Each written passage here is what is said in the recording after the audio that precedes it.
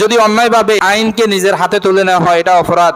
ঠিক তদ্রূপভাবে ইমানের উপরে, আল্লাহ তাআলার অস্তিত্বের উপরে এবং আল্লাহ তাআলার সম্মান মর্যাদার উপরে কেউ যদি আক্রমণ করে সেটা তো আরো বড় অপরাধ।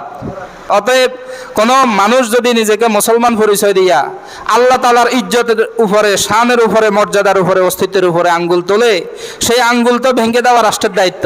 সেই কুলাঙ্গার এবং নাস্তিককে, খোদাদ্রোহীটাকে রাষ্ট্রীয় আইন হিসাবে সর্বোচ্চ শাস্তি দেওয়াটা এটা রাষ্ট্রের দায়িত্ব। এখন রাষ্ট্র যখন অবহেলা করতেছে, তাদেরকে প্রশ্রয় দিতেছে, রাজনৈতিক দলগুলো যখন ভোটের জন্য তাদেরকে প্রশ্রয় দিতেছে, আশ্রয় দিতেছে, এই মুহূর্তে তাওহীদি জনতা খেপিয়ে তাদেরকে মারধর করাটা এটা অন্যায় হতে পারে। অন্যায় জায়গায় রাষ্ট্রকে শিক্ষা দেওয়া যে তোমাদের দায়িত্বটা আমরা হাতে নিতেছি বাধ্য হইয়া, আইনটাকে নিজের হাতে তুলে নেওয়া হইতেছে।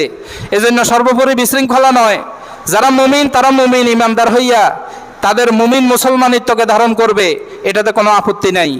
আর লালন সার সংস্কৃতি ধারণকারী, লালনকারী বাউল সম্প্রদায় তারা যদি আল্লাহর উপরে, আল্লাহ রসুলের উপরে, কোরআন আর হাদিসের উপরে, সূরা নাসের উপরে, বিভিন্ন আল্লাহ তাআলার সংবিধানের উপরে যদি তাদের এতই আপত্তি থাকে, মুসলমানের গণ্ডি থেকে বের হয়ে নিজেদেরকে অন্য সম্প্রদায় পরিচয় দিয়া বাংলাদেশে বসবাস করুক, হিন্দুদের মতো, খ্রিস্টানদের মতো, কোনো আপত্তি আছে?